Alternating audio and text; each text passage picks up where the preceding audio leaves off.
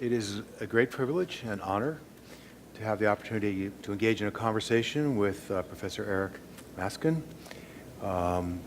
who is well known for having won the Nobel Prize in Economics, joined the Harvard faculty just in time for me to leave. No causal relation there. You wrote my offer letter. I did write your offer letter. That was a big victory for you to come there. So let's talk about a little bit about your work, just by way of introduction. If you could tell us what you've done and why you found that interesting. Mm-hmm. Well, I've contributed to a subject called mechanism design, which is sort of economics in reverse. Usually in economics, we try to predict what outcomes a given set of institutions, economic institutions, will generate.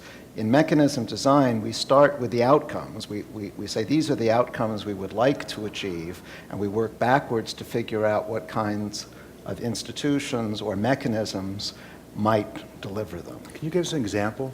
Yeah, one notable example is the event that precipitated the telecom revolution. About 20 years ago, the US government decided that a lot of radio frequency bands were not really being used very efficiently, and they decided that they would reallocate them to telecom companies, and this made possible all the modern wonders we see today. Now, the government wanted to make sure that the frequency bands got to the right companies. They wanted the companies that valued them the most to get the spectrum. But the problem was they didn't know which companies those were. So they had to develop a mechanism, which turned out to take the form of an auction, for making sure that the right people, the right companies, got the spectrum. And mechanism design theory contributed importantly to the solution. What the theory showed is that there's a mechanism called a second price auction. In a second price auction, everybody makes a bid on the spectrum band that is being sold off, and the winning bidder is the one that bids the highest. That's perfectly standard. But instead of paying its own bid, it pays the second highest bid. And what this means is, and you can I won't go into the logic, but you can see if you think about it, that what this means is that every bidder will bid exactly what the band is worth to that company, and therefore the winning bidder will indeed be the company that places the highest value on the band. So that second price auction formed the basis of all the actual auctions that have been used in the last 20 years. Were you personally involved in that particular auction? I was involved in a marginal way. My own contribution to the field was a more general observation, which is it's a method for determining whether a given goal could be reached by some mechanism. So some goals can be achieved, and the telecom goal could be achieved. Some cannot, and what you need is a criterion which enables you to determine in advance, without searching through an infinity of possibilities, which are achievable and which are not. And I devised a criterion which allowed you to do that. I'm almost hesitant to ask this question, but can you give us some examples of goals that cannot be achieved by a mechanism? Sure. Well, to stick with the telecom example, suppose that on top of wanting to make sure that the spectrum goes to the company that values it the most, you also want the government to maximize its revenue from the auction. Now, it turns out you can have one or the other, but you can't have both. can see that. How widely does this apply? Like, yeah, I was thinking peace in the Middle East. I mean, could you apply this? I think in principle it can be applied. In fact, people have written on applying it to the Middle East. My co-winner, Roger Meyerson, who's at the University of Chicago, has written very interestingly on the Middle East. Unfortunately, no one has implemented his solution yet. So he has a solution? Well, he has an outline of a solution. So is this the sort of thing that motivated you to get interested in this in the first place, or how did you get into this? I got into it by accident. I was a mathematician by training and might well have stayed in math, but I happened to sit in on a course that Kenneth Arrow, the great economist, was teaching. And one of the things that he did in this course, this was many years ago, so mechanism design was just getting off the ground. One of the things that he did, though, was to talk about this new intriguing subject, mechanism design, and I thought that was fascinating. It allowed me to use some math. It is a mathematical subject, but it has huge social ramifications too, and I like that combination. So the application of math, it sounds like it's fairly formal and orderly, and I think about the real world, and it doesn't seem very formal and rarely is orderly. To what extent do empirical findings about phenomena in the quote-unquote real world inform this approach? It's essential that we take account of empirical findings, as in any other subject which tries to be a science. There's a back and forth between the theory and the empirical side. You can't have one without the other. So is it mostly descriptive empirical findings that you use initially? I mean, tell me more about the kind of, tell us more. Well, for mechanism design, what you're interested in doing after you've built your mechanism is predicting how people in the mechanism will actually behave. And there's a way, the theory tells you how to make these predictions. If you've heard of John Nash, Nash equilibrium is a prediction about what will happen in a mechanism, but then you want to see if real people actually behave according to Nash equilibrium. So what the FCC did in the case of the spectrum auctions, because billions of dollars were at stake and they didn't want to run an auction that wasn't going to work, was they ran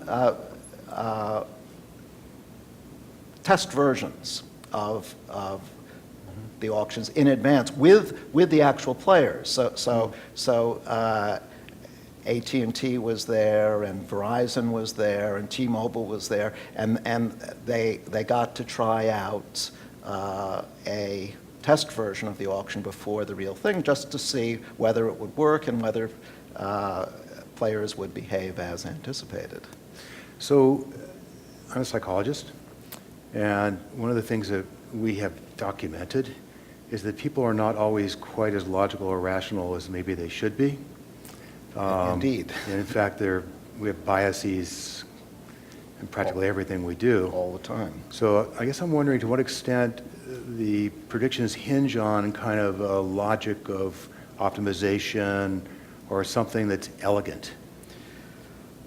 Well, if you look back at the history of decision theory and game theory in economics, it's certainly the case that at its starting place, which was back in the 40s, von Neumann and Morgenstern,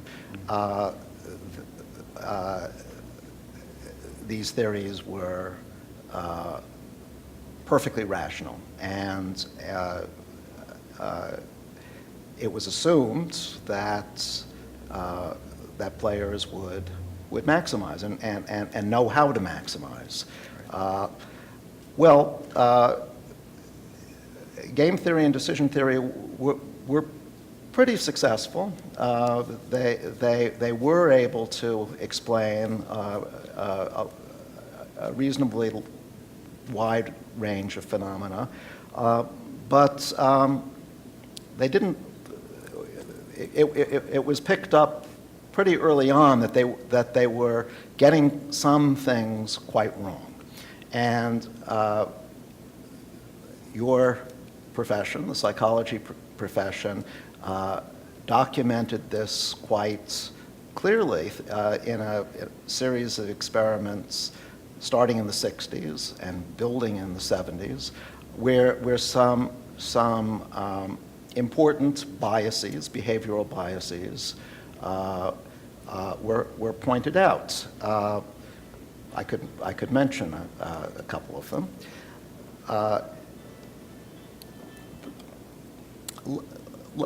Let's do a thought experiment. Imagine that there's a closed box, and in this box there are 100 balls. 50 are whites, 50 are black. I'll ask you to reach into the box and pull out a ball. If you pull out a white ball, you get $100. If you pick out a black ball, you get nothing. So you can expect, your average payoff from doing this is 50. But there's some risk involved, so you're probably not going to be willing to pay $50 for this opportunity. Maybe you'll pay 35. Now let's think of a very similar thought experiment where once again there are 100 balls, and some of them are white and some of them are black, but this time I don't tell you how many are white and how many are black. Well, according to the theory, that shouldn't make any difference because the chance that there are more white balls than black balls is exactly the same. White and black are symmetric. It's exactly the same as the chance that there are more black balls than white balls. So if you paid 35 before, you should still be willing to pay 35. Turns out that's not how real people behave. They're going to pay less. And the reason they pay less is they are averse to the ambiguity of the second problem. I haven't specified the probabilities. I haven't specified the number of balls. And so somehow they think that this is less certain. Well, there's an irrationality about that. But more than that, it's a systematic irrationality. If people just behaved randomly, sometimes they paid more than 35, sometimes they paid less than 35, well, maybe 35 on average would work, and so the standard theory could still be applied.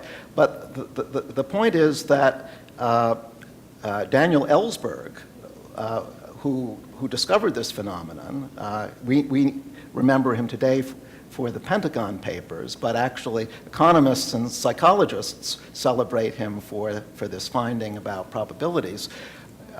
Daniel Ellsberg said, no, it's a systematic deviation, and we should build that into our theory. And indeed, we have. So the ambiguity aversion is now part of the standard decision-making model, even though it's an irrationality. Let me mention another sort of irrationality, which was pointed out by Daniel Kahneman and Amos Tversky. If I gave, let me do it this way. If I held up imagine this is a coffee cup, because it's usually done as a coffee cup, a coffee mug. And I asked, how much are you willing to pay for this coffee mug? You would quote some figure. Let's say it's $12. And then you'd get the coffee cup. Now, let's imagine that you already own the coffee cup, and I try to determine how much I have to pay you to give it up. Well, the standard theory, once again, says shouldn't make any difference. You know, you're going to be just indifferent between keeping the cup and giving it up at this number $12. But it turns out that in the second scenario, where you already own the cup, you want more, maybe $14. That's what's called a status quo bias. That is, whatever frame of reference you start with, there's a tendency to stick with it. It's though there's inertia in the system. So if you don't have the coffee cup, you're not willing to pay very much to get one. But if you do have the coffee cup, you have to be paid a lot to give it up. That's an interesting finding, because it means that when we're offering say retirement plans to employees, we should think carefully, what is the default? Typically, when an employer offers an employee a retirement plan, the employee has to make an active effort to sign up for it. Otherwise, he's not enrolled. What we see in many companies around the country is that although employees would obviously benefit from being signed up, they're not signed up. It turns out that if you flip the default so that you're automatically signed up unless you make a definite effort to opt out, then enrollment rates are much higher. Is that rational? Of course not, but it's a deviation from rationality which is systematic and therefore has to be accounted for in the theory. So is there, speaking of mechanism, a mechanism in economics to take these kinds of findings, which largely are from psychology at this point, and incorporate them into theory? Well, in fact, I just gave an example of a mechanism. It's a very simple mechanism, that a default, which will achieve the intended outcome, which is appropriate enrollment. Now, I'm asking one level up. Okay. So how do we field, incorporate? Yeah. How do we incorporate? Is there a systematic way by which economists become aware of these systematic irrationalities and incorporate them in their theories and in turn test them empirically? They are being incorporated into theory, and I wouldn't say that it's systematic. It happens when an anomaly becomes so evident that it can't be ignored anymore. Economists like people in most professions are pretty conservative, and they'll only make a change in a theory when they're more or less forced to. Well, the status quo bias that I was just describing was one of those changes that was one of those anomalies that couldn't be ignored, and so it has been incorporated into theory.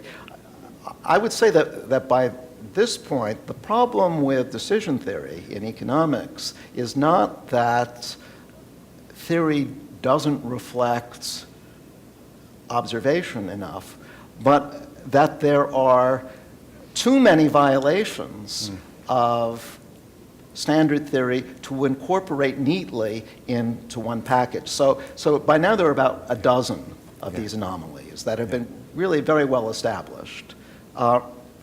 And there is a theory for each one of them, rather than one big theory which explains everything. So the goal, for me, the big goal in decision theory moving forward is finding some unifying principle which would allow us to deduce the Ellsberg paradox, to deduce the status quo bias from one theory, or at least a few theories, rather than 12 theories, which is unmanageable.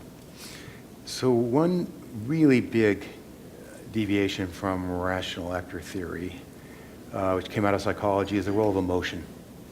The role of emotion. Right. So it started, I think, Antonio Damasio Right. was really the one who started that, but now there's an enormous amount of That's right. data. Is that, so people have hunches, they are swayed by Yep. associations of various sorts they're just not rational. Has that been incorporated into economic theory at all? Oh, absolutely. Yeah.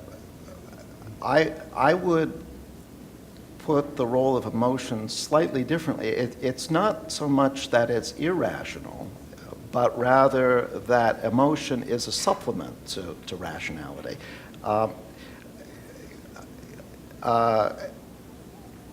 The point is that often we have to react very quickly to the way that someone has treated us, because perhaps he means us harm. And their emotional reactions are one way that we can be stirred into reaction. If we feel anger, for example, that will enable us to retaliate if something nasty is done to us. Whereas if we had to stop and think, now, what did he mean by that? What should I do?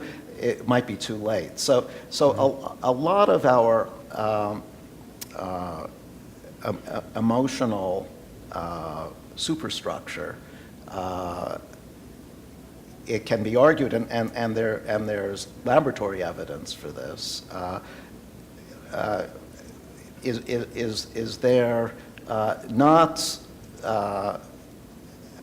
as a to replace rationality, but to supplement it when calculation is too cumbersome and too time-consuming. So speaking of time-consuming, you gave me a flash for 5 minutes.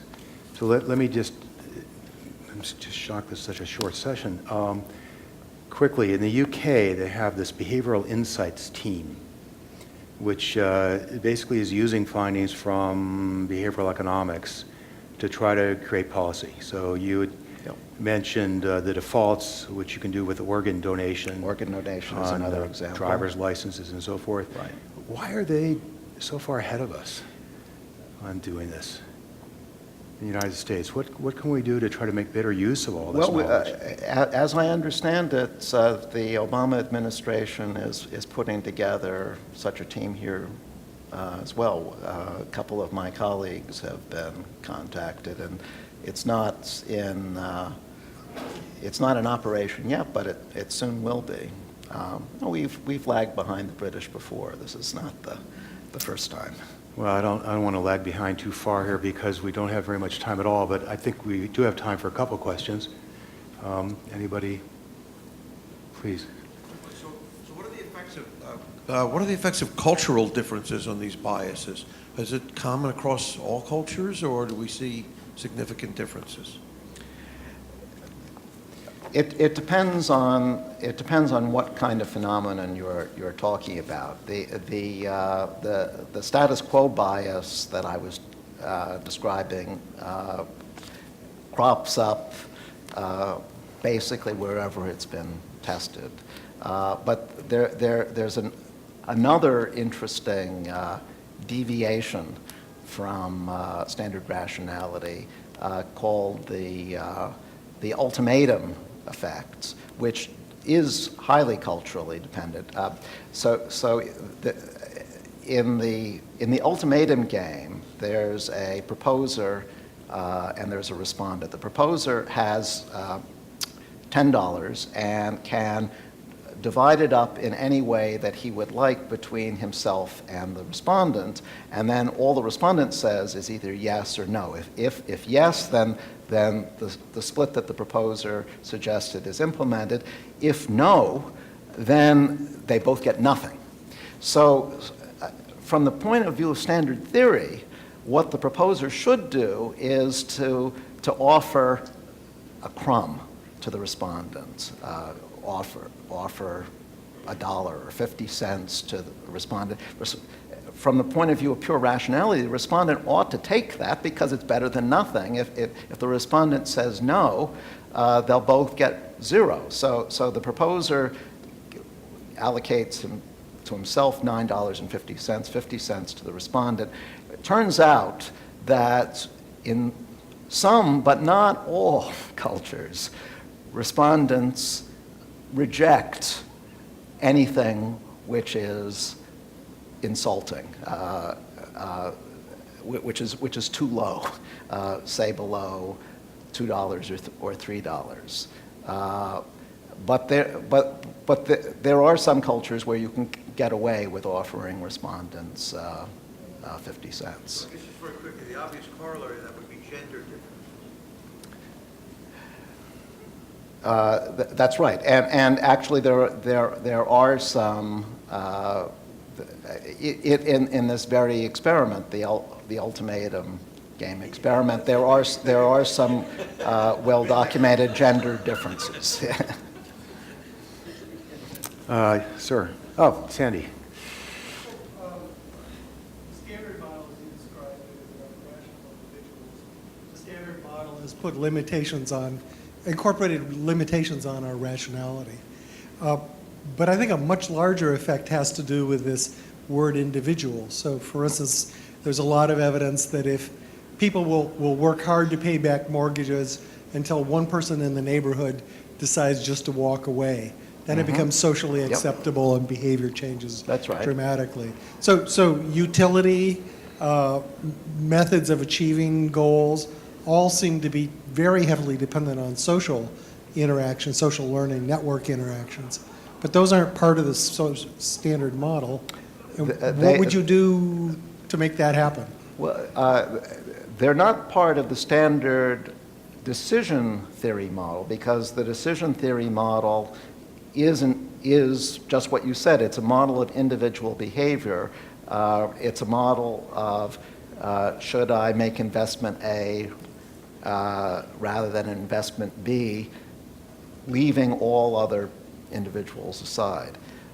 But there's a generalization of decision theory called game theory, in which it's not just me acting in a vacuum. You're there too, and your actions may affect my well-being, and my actions may affect your well-being. And so for me to figure out what I should do, I have to make some prediction about what you're going to do, and vice versa. That's the subject of game theory, which interestingly, von Neumann and Morgenstern, who were the first to do decision theory, also were the first to develop. And game theory is the right tool, I think, for analyzing the kind of issues that you mentioned. Let's just take one more to finish off here.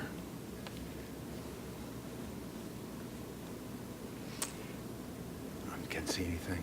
Yeah. Yes. George Soros wrote a book called The Alchemy of Finance. And in that book, he talked about something called reflexivity, which was an addition or add-on to game theory. In other words, it was not only are there two players in this decision-making process, but their action and interactions determine the actual results of the equation. But then right after that, he had some AI experts, artificial intelligence experts, follow him around and watch why he made decisions. And unfortunately, at the end of that experiment, his results were the worst they'd ever been. So I don't know whether it's realistic to really be able to predict human nature to that extent. Is it? It depends what you mean by predicting human behavior. I think in a one-shot situation where you're looking at one person, predicting what that very complex person is going to do is very hard. But if you're aggregating over many people, then it becomes easier, because the random fluctuations across different people may cancel each other out. If you're looking at the same person over time, where that person has had a chance to learn about her environment, perhaps adjust to it, again, it becomes easier to predict. So we haven't got to the point where we can predict a single person's behavior in a single situation. Maybe we never will, but we can do pretty well in these aggregated situations. So I'm not sure whether I'm aggregating over many people, but I'm sure I'm speaking for many people in thanking you for this opportunity to talk, and thanking the Blouin Creative Leadership Summit, and thanking all of you for being here. Thanks very much. Thank you. That's great.